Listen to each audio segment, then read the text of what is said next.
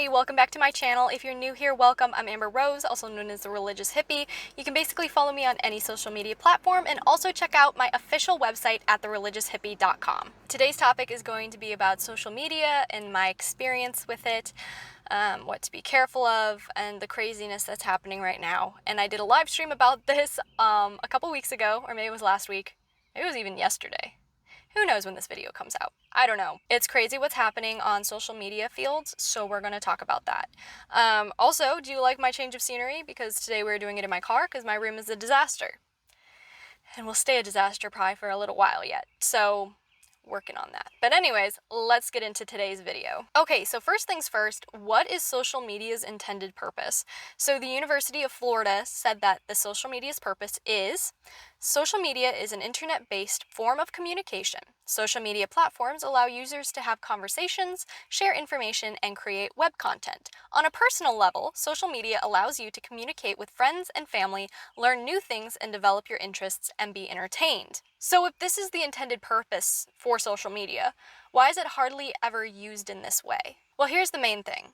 Social media in itself is not intrinsically evil, but just like almost anything, things can be used for evil. Social media has become a breeding ground for mental health problems, anywhere from FOMO to cyberbullying to only posting their best moments to feel like other people's lives are worse.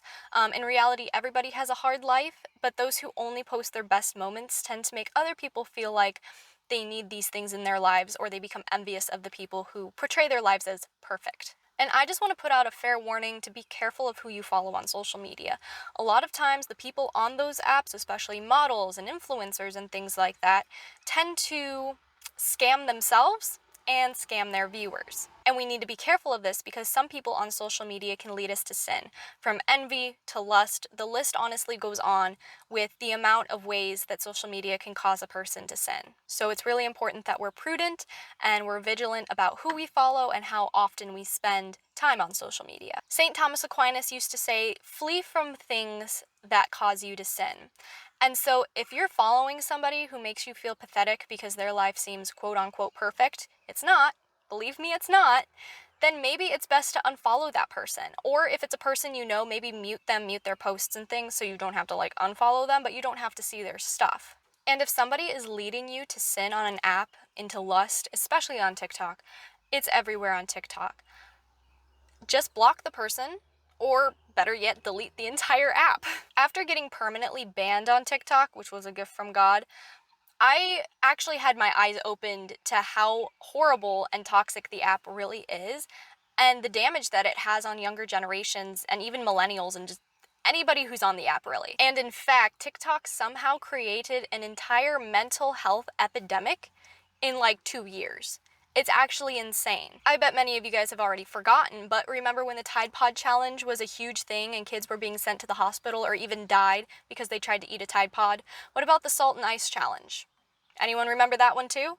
It's actually insane. And now the latest trend on TikTok to get views and to get followers is, guess, setting forest fires. Yep, that's right. Setting forest fires is the newest way to get followers on TikTok. Can you believe that? Arson. It's absolutely insane. It took God literally taking away TikTok from me for me to realize how dangerous the app was. And I felt culpable to an extent because I would tell people like, oh, and you can find me on TikTok. And a lot of people would get TikTok specifically to follow me. And I felt culpable for people who would experience inappropriate things on that app because they simply just wanted to follow me.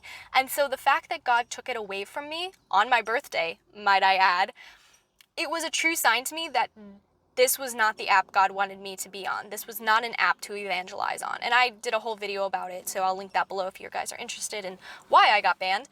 But it was ridiculous. And now that God has taken it away from me, my eyes are opened to the dangers of the app, and I am begging you, delete the app. Get rid of it. It is not good. I know people are like, oh, well, Christians need to evangelize everywhere. TikTok is not the app, okay? It's not. And we can evangelize and do better things on different apps or in person. That works too. So my experience with social media, I got social media around the age of 14. This is just when social media started becoming a huge thing. Instagram still had their old icon, the brown little stereo box. YouTube didn't even have their logo yet. And so I was basically growing up with social media when social media was growing up. However, now kids are literally being raised on social media, which is a whole other issue in itself, and that's not something we're going to get in today. Maybe a different video. It's ridiculous. Social media and screens in general are not a babysitter. Anyways, I had image issues before I got on social media because of my peers and being around other people that were just very mean people. So I already had image issues when it came to myself. But when I got social media, those image problems ramped up insanely. Like, it went from, oh, I don't really like the way that I dress or I look or something, to eating disorders, self-harm, anxiety, depression, cyberbullying, a bunch of different things. And it went on for about 7 years, and it was absolutely ridiculous. The amount of hold that social media had on my life and my mental health was unhealthy. And as a young teenager, I would try and take social media breaks. I would try to put my phone down and be like, okay guys, taking a social media break, LOL, whatever. And then literally be sucked back into the instant gratification that social media gives us within maybe an hour or so. I didn't even last that long. I think the longest I was ever away from my phone was for 2 weeks when I went and CIT'd, counselor in training, at a Girl Scout camp for 2 weeks. And I left my phone at home. And that was the longest I was away from my phone as a 17-year-old. No, wait, I think I was 16, actually. I was still pretty young. I was 16. Anyways, after that summer, I ended up losing interest in my hobbies. I started just obsessing over what I was going to post next, how I looked in photos, what I was going to do with it, how to gain more followers, should I pay for followers? There was this whole thing that just took a hold of me where I was like, this is what my peer group is doing, this is what I need to be doing, and in order to be accepted and like thought about as a cool person and everything, I needed to do what all my other peers were doing, which was like salt and ice challenges and things. I never did them because I knew they were stupid, but I was also like, wow, like that would be so cool, like if I could do stuff like that too, but they weren't as dangerous. 17-year-old Amber was a little ugh. Now, there were also a lot of exterior factors that played into my mental health, like being bullied in person, losing my friends, following models, seeing magazines and things like that. There were a lot of exterior factors that didn't involve social media. But social media kind of amplified those problems to a whole new level, and it would cause me a great deal of turmoil and a great deal of mental health problems that I didn't know how to deal with. Because remember, at this time, I wasn't back into my faith, so I didn't know how to channel all of the horrible things I was feeling and how to unite it with Christ. I wasn't sure how to do any of that. But once I did come back into my faith, social media took on a whole new meaning. Instead of it being all about me, what I wanted, me, I made it about Christ. I mean, I figured if I'm going to have social media, I might as well have it to do my best to glorify him. Obviously, I still fall short sometimes. I'm human. And people never fail to nitpick at me and point out my flaws, and that's what I get for being online. That's honestly what I signed up for when I decided to share my faith online. I had no idea that it would turn into what it is today. I was simply doing it to evangelize to those who maybe were in the same position I was at the time, who didn't have anybody to talk to about the faith. You felt like nobody understood how to work through the problems you had with your faith. And I didn't see any young girls talking about their faith on social media. If it was usually guys. I usually saw guys making YouTube videos and doing apologetics. And I love apologetics, don't get me wrong.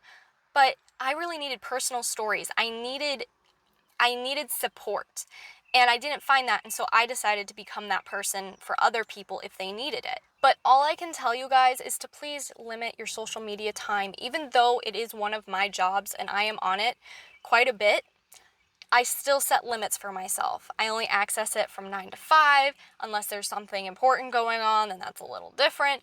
But I usually set limits for myself. I have app limits. I can only access certain apps for a certain amount of time. There's a ton of things you can do to restrict your access to social media, and I highly suggest you implement those things. Implement more prayer time, because God is going to lead you down the right path, and social media is not. We can still use social media as a wonderful evangelizing tool. Of course, like, I think that's wonderful, but we need to make sure, and I'm guilty of this too, not to fall into vanity and pride, because it's one of those things that I need to humble myself about every day. And that's one of the reasons I actually do not enjoy, but I do appreciate hate comments to an extent because it humbles me. It reminds me, like, yeah, I am flawed in this area, or maybe that's unjust that they said that about me, but I bring it to Christ and it keeps me humble. And so, in a way, I appreciate that, but also I'm very sensitive, so maybe don't be too harsh on me. But just remember to pray your rosary, pray your Divine Mercy Chaplet, do a holy hour. If you can every day, that's amazing. But if you can only do it once a week, carve out time for that holy hour and just spend that time with Christ, because we spend so much time out in the world. We spend so much time with our friends, on our phones and everything. And we really need to refocus and remember that the world is thy ship, not thy home. St. Therese of Lisieux. So with all of that being said, I hope this video found you guys well. I hope you're all doing very well, and I will talk to you guys in the next video. Bye!